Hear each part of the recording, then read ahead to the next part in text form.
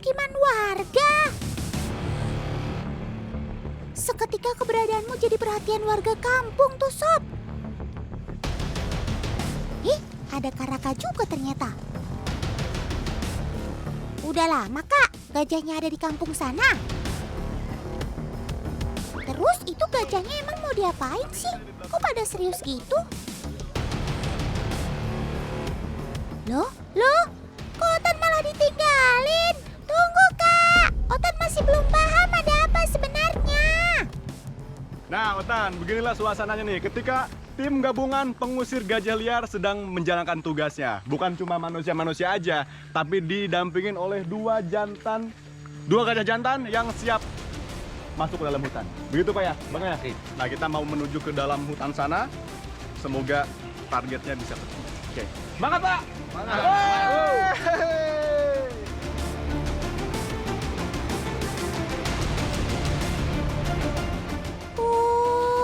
Jadi ada tugas penggiringan gajah liar.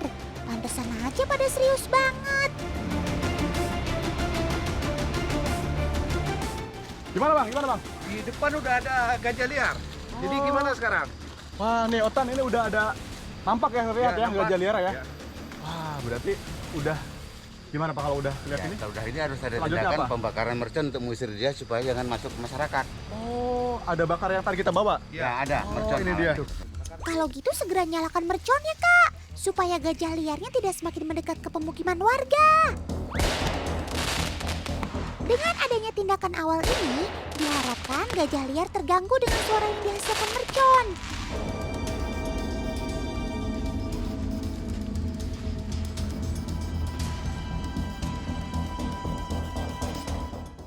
Situasi sangat berbahaya ketika rombongan tim penggiring gajah liar bertemu dengan kawanan gajah liar di tengah hutan. Beruntung jika gajah liar langsung balik mundur. Tapi sangat berbahaya ketika kawanan gajah liar seketika menyerang. Kalau situasi ini terjadi, dipastikan akan ada pertarungan antar gajah tanpa kendali. Makanya manusia yang ada dalam tim tersebut harus punya keahlian khusus. Termasuk mengendalikan gajah yang dibawa, juga punya keahlian untuk menyelamatkan diri dan juga teman-teman di dalam tim tersebut. Lain saat ini, lain zaman dulu. Menurut cerita masyarakat, gajah liar dahulu bisa diusir dengan menggunakan bunyi-bunyi yang sangat nyaring. Salah satunya meriam bambu. Seiring berjalannya waktu, gajah liar semakin belajar dan tahu kalau sumber suara yang dihasilkan ternyata dari meriam bambu dan tidak bisa melukai mereka. Akhirnya, gajah terus melaju ke area pemukiman dan cara meriam bambu sudah tidak digunakan lagi.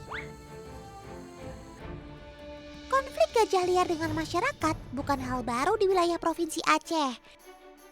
Kejadian ini sudah terjadi sejak dulu dan masih terjadi sampai sekarang. Konflik ini terjadi karena masyarakat menganggap gajah liar adalah perusak. Seperti merusak kebun, bahkan lingkungan pemukiman, dan bisa membuat kekacauan yang luar biasa. Sejatinya, gajah adalah hewan berkoloni yang selalu berpindah tempat mengikuti rute tertentu, teman.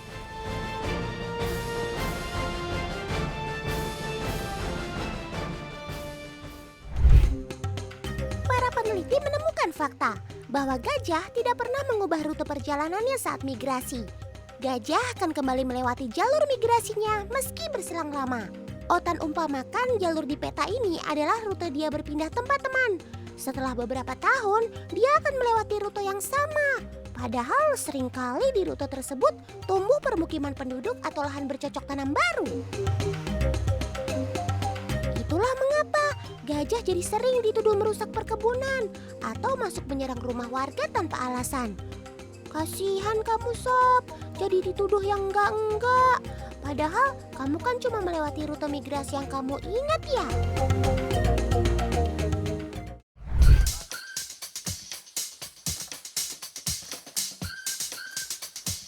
Oh iya teman, tahu nggak kenapa gajah suka bermain lumpur? Tujuan utamanya untuk membuat kulit mereka tetap lembab dan dingin. Karena hewan herbivora ini tidak memiliki kelenjar keringat pada kulitnya. Selain itu, Lumpur juga mereka gunakan untuk melindungi kulit dari gigitan lalat darah. Makanya kalau diperhatikan lebih teliti, gajah sangat sering menyemprotkan air atau juga lumpur ke atas badannya. Sebisa mungkin mereka akan membuat kulit tetap lembab dengan bermain di kubangan lumpur seperti ini.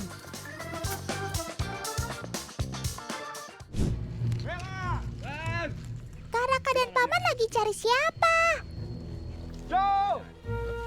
Jojo sama Isabel. Siapa tuh mereka? Ada orang hilang, Kak. Sepertinya Otan harus bantu nih. Ayo teman di rumah, kita bantu Karaka dan Paman. Isabel! Ben! Pak, itu Pak ya? Nah, Otan, itu dia Tan tuh. Jojo sama Isabel itu mereka lagi mandi di sana. Ayo kita ke sana. Ayo Bang, ayo Bang. Akhirnya ketemu juga. Ya udah, ayo Kak. Segera kita mendekat ke sana. Otan, ayo Tan. Kita main air bareng. Isabel sama Jojo. Kenalin nih teman, Jojo atau Johanna dan Isabella adalah gajah betina yang ada di CRU Sampoy Niet. Sesuai dengan namanya, Conservation Response Unit punya peran untuk mengkonservasi hewan khususnya gajah.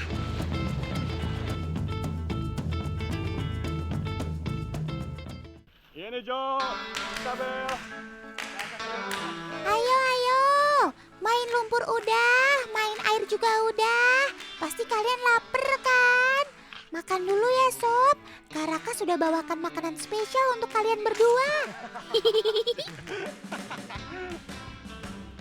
Mereka suka banget makan rumput, buah-buahan, juga pelepah pohon jenis palem-paleman.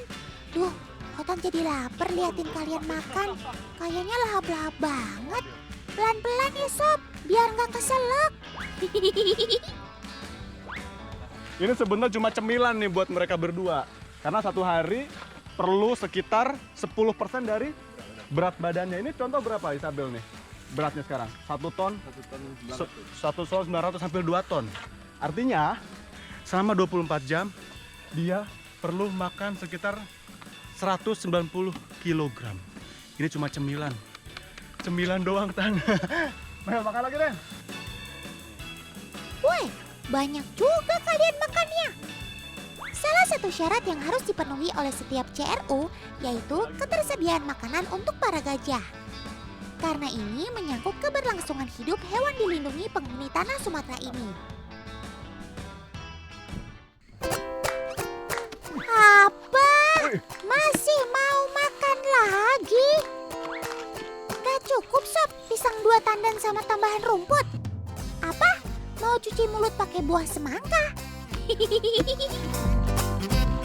Nah, Otan tahu kan kalau Sobat Otan ini adalah salah satu hewan yang paling cerdas. Nah, kira-kira tahu nggak volume otaknya atau ukuran otaknya ada sebesar apa? Nah, ini dia. Kurang lebih ukuran otak si gajah ada sebesar semangka yang Karaka pegang ini. Ini sekitar hampir 6 kilo. Besar banget. Walah, besar juga volume otak kamu ya Sob. Pantesan aja kamu disebut salah satu satwa yang cerdas. Teman di rumah tahu nggak? Bicara ukuran otak, otak gajah jauh lebih besar 3 kali lipat loh dibandingkan dengan ukuran otak manusia. Nah, Otan, sekarang kita cari tahu Tan ya.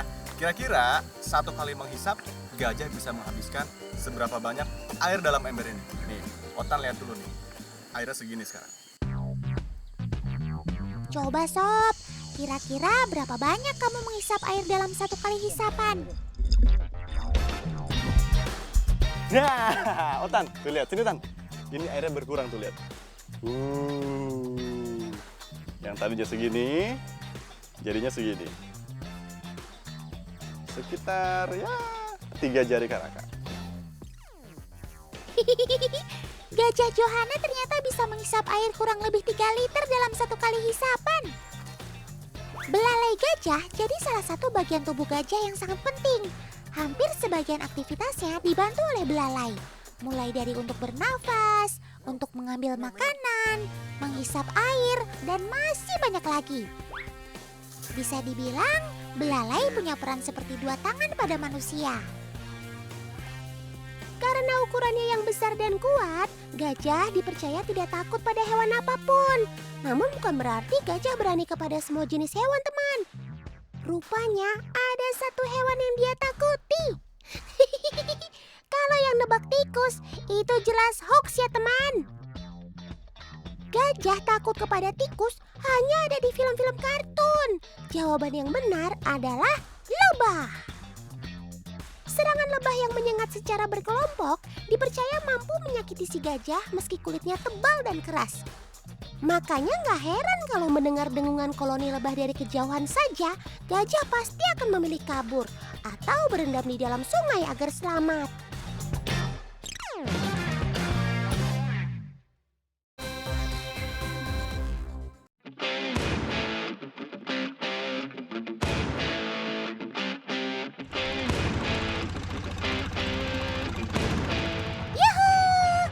Senang nih kalau suasananya alam liar seperti ini.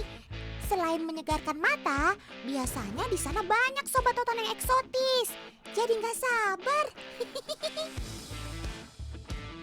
Kasih tahu dulu dong Kak Raka, kira-kira mau kemana kita hari ini? Sepertinya ada misi khusus nih, sampai dikawal paman TNI segala.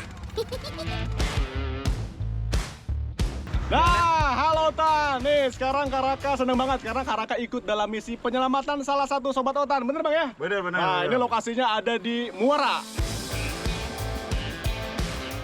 Oh ya teman, Kak Raka dan tim saat ini sedang menyusuri Sungai Tamiang yang ada di wilayah Kabupaten Aceh Tamiang, Aceh. Aliran Sungai Tamiang memang terkenal dengan kealamiannya. Karakter sungai yang khas diyakini banyak terdapat sobat otan yang masih terjaga kehidupannya dengan baik. Tuh, Bang, banyak. Ya. Coba. Mana mas? Itu di pinggir-pinggir itu kayak buaya Oh beneran ya? iya benar. Itu buaya mas. Beneran? Bener.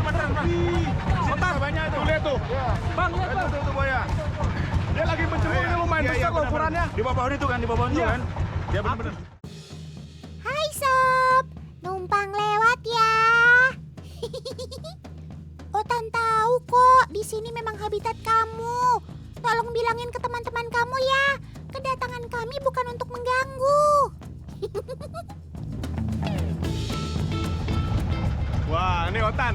Ini kita benar-benar beruntung ya. Bener Mbak ya? Benar. Benar-benar kita beruntung karena tadi beberapa hewan di awal udah ketemu dan sekarang Kak Raka lihat kawanan lutung. Ada lutung, Bang, kawanan lutung. banyak banget.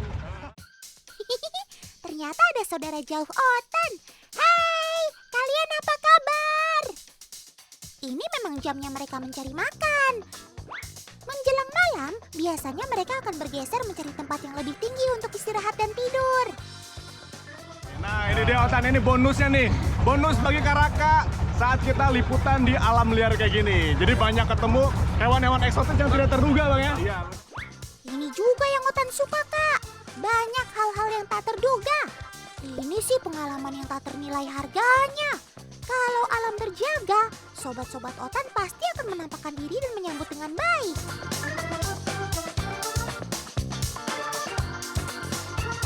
Sepertinya Kak Raka dan tim sudah sampai di lokasi tujuan. Otan masih penasaran, kira-kira apa sih yang lagi dicari?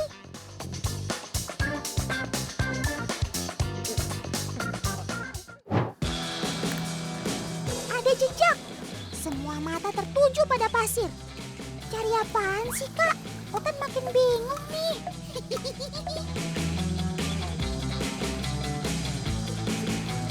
Ini yang dari tadi kita cari, akhirnya bisa ketemu. Wah, ini Bang ya telurnya ya? Iya.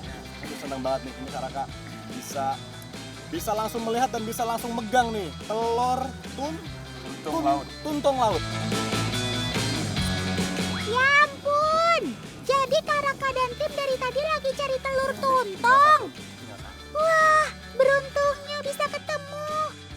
Ternyata ini yang akan diselamatkan. Otan setuju sih, Kak. Mengingat keberadaan tuntong sudah memprihatinkan, alias terancam punah. Apalagi kalau bukan karena perburuan.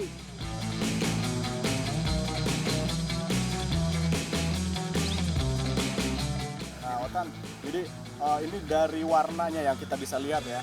Ada warna putih di bagian tengah Bang ya. Dan bagian kiri kanan itu lebih agak sedikit transparan. Nah, kalau kata Bang Yos, ketika warna putih ini sudah mulai menyebar ke seluruh bagian kulit telur, artinya usia dia sudah sekitar beberapa hari ya? Iya. Perkiraan berapa hari?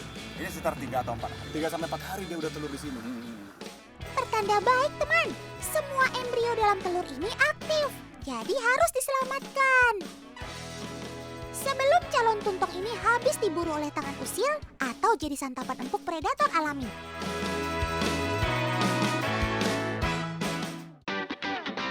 Gimana tempatnya nih? Nah, terus? Jadi di sini tempatnya. Wah, berarti ini tempat kawanan tukik atau anak tuntong lahir ke dunia ya. Senangnya. Tempat penetasan ini menampung beberapa sarang telur tuntong. Tuh, sudah ada papan angka sebagai tanda. Kalau di bawahnya terdapat telur tuntong yang lebih dulu ditanam. Di tempat penetasan ini, telur butuh waktu sekitar 72 sampai 90 hari untuk menetas. Baiklah, semoga kalian semua menetas ya sob.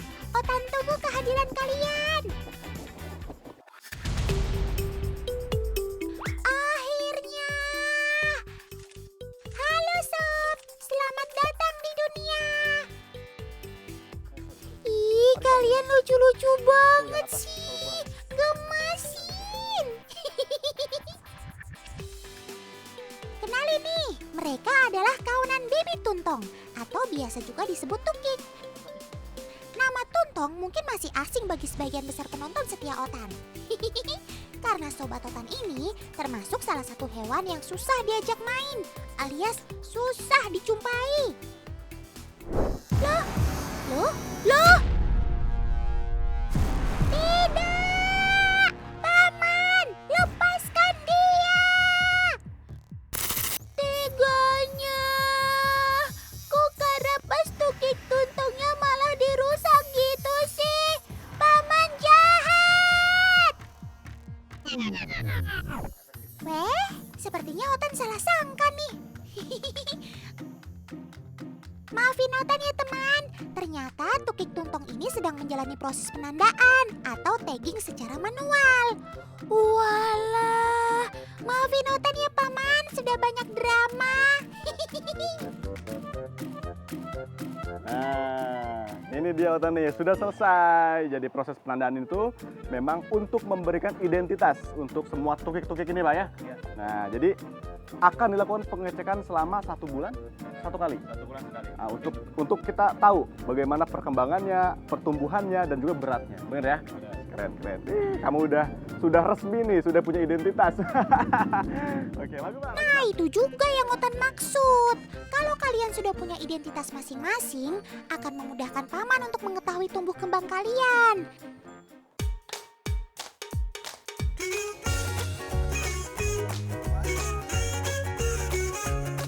Otan, Karaka sudah dengan puluhan sobat-sobat Otan yang siap kembali ke rumahnya Bang ya. Iya benar. Nanti dia bakal kita lepas di sini, ditemani sama abang-abangku semua. Siap Bang ya? Siap ya? Siap. Oke, kita cari tempat yang paling cocok. Nah, dia. Lihat tuh. Cie, yang mau pulang kampung. Ada yang seneng banget tuh kayaknya. Otan juga ikut senang sob. Walau hanya sebentar kita main, tapi Otan yakin alam liarlah tempat kalian yang sebenarnya. Sampai jumpa di lain waktu ya sob. Kalian harus jadi tuntong yang kuat, tumbuh dewasa, dan bertelur yang banyak. Supaya generasi kami masih bisa melihat kalian berkeliaran bebas di alam raya ini.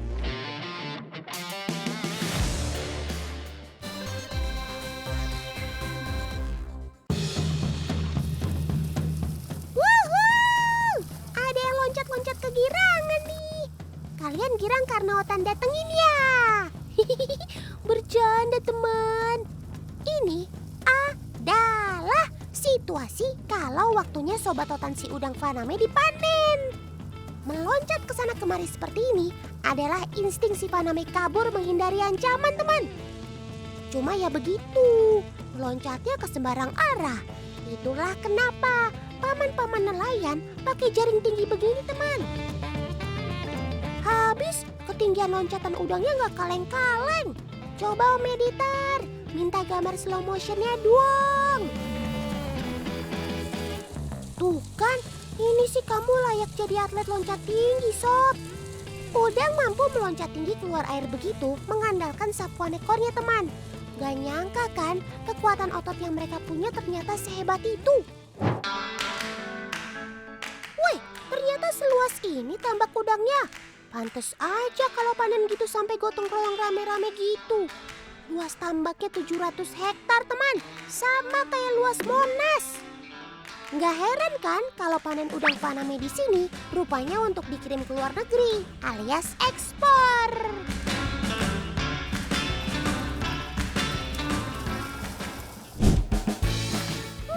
Habis dipanen kok ditaruh di meja? Teman di rumah ada yang tahu kenapa? Nih deh, Otan jelasin ya. Jadi kalau udangnya mau diekspor, mereka harus disortir sesuai ukurannya, teman. Makin besar ukurannya, akan bernilai makin mahal. Ada yang sekilo berisi 38 ekor, 40, dan 43 ekor. Ukuran si udang bisa berbeda-beda begitu, ada alasannya, teman. Meski dibesarkan dalam tambak yang sama, si udang ini harus berkompetisi berebut makanan kan sama ribuan saudara-saudara kandungnya. Jadi, udang yang lebih beruntung akan tumbuh lebih besar dari udang yang kalah saing.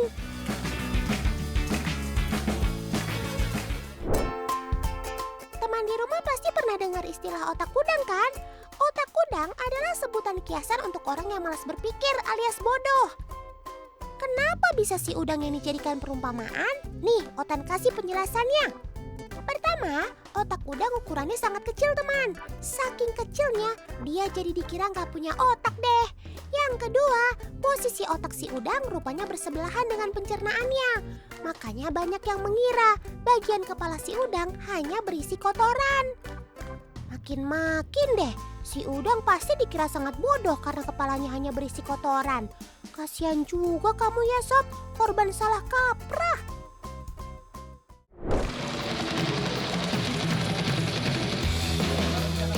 Yuhuu!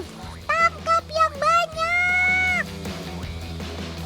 Nah, kalau ini beda lagi, teman.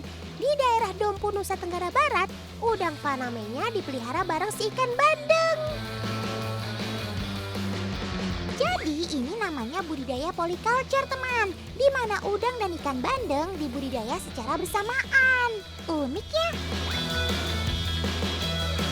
Untuk memanennya, masyarakat sekitar biasa menggunakan jaring lempar seperti ini nih. Melempar jaring gini nggak mudah, teman. Jaring ini kan lumayan berat, dibutuhkan keahlian khusus untuk menggunakannya. Nah, kalau sudah terjaring, nggak langsung dibawa ke atas, teman. Tapi dikumpulkan dulu di jaring ini. Tujuannya sama, biar si udang nggak mati. Jadi selesai panen masih fresh deh. Lanjut, Paman. Tebar lagi jaringnya.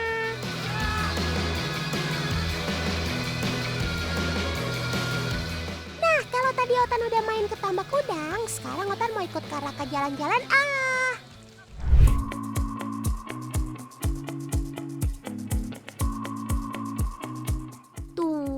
Gimana pemandangannya? Nyegerin kan? Siapa yang gak senang kalau diajak main ke tempat yang indah begini? Otan juga mau. Tunggu, Kak Raka, jangan tinggalin Otan. Perahunya masih cukup kan? Tapi ngomong-ngomong, Kak Raka, sekarang lagi ada di mana sih? Otan sama teman di rumah jadi penasaran. Yeay Otan, selamat datang di Pulau Bro nih, pulau paling barat di Indonesia. Nah, liputan kali ini Kak Raka mau nemenin Bang Davi sama Bang Ardi buat cari lobster dengan cara free dive. Ini kayaknya bakal seru banget nih. Wah, asiknya. Berarti bakal main basah-basahan dong ya. Ada beberapa cara yang dilakukan masyarakat untuk menangkap lobster. Salah satunya dengan menyelam bebas, tanpa bantuan alat apapun. Hanya orang-orang yang sudah ahli saja yang mampu melakukan cara ini. Yuhuu! Ayo Paman, gas lagi perahunya. Sekalian ajak Otan muter pulau dulu, kan jarang-jarang Otan main di laut. Pulau Bre atau Pulau Beras adalah salah satu pulau yang ada di Kecamatan Pulau Aceh, Kabupaten Aceh Besar. Menariknya, secara geografis, letak Pulau Breh berada di bagian paling barat negara kita Indonesia. Lebih barat dari Pulau Sabang. Baru tahu kan?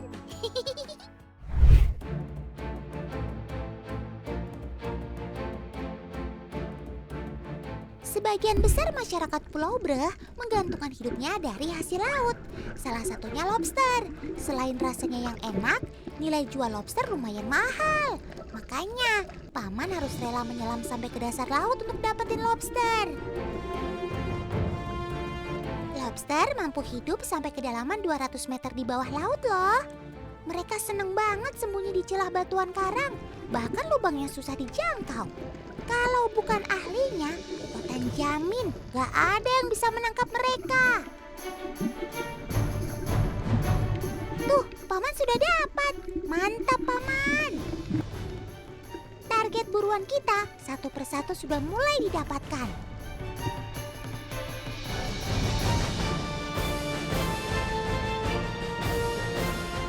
Ngomong-ngomong, Kak Raka bisa nyelam gak nih? Ayo Kak, jangan mau kalah sama paman. Malu tuh diliatin teman di rumah.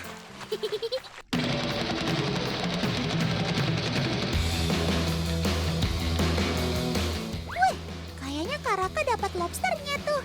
Coba Kak sini Otan lihat. Otan. Karaka, dapat satu nih lobsternya, tapi ini ukurannya agak kecil. Abang, ada juga, dapat juga. Oh, besar sekali loh. Mantap. Oh iya, masukkan dulu lobsternya ke dalam keranjang Kak. Jangan sampai lepas.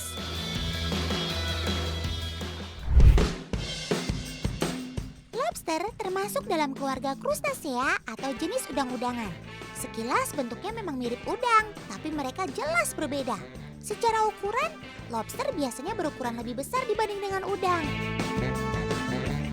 Selain itu, lobster punya kerangka luar atau eksoskeleton lebih keras dan tebal dibanding udang yang biasanya lebih tipis. Lobster lebih senang berjalan atau berlari di dasar air, sedangkan udang lebih nyaman berenang. Namun keduanya punya persamaan. Mereka bisa tiba-tiba bergerak sangat cepat saat merasa terancam. Seperti ini nih contohnya.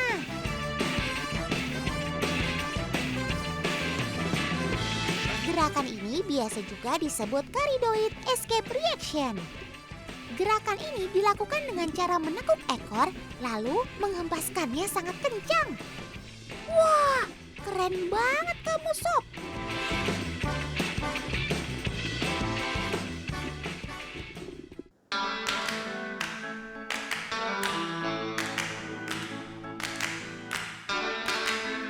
Loh, kok lobsternya malah dipakai mainan begitu, Kak?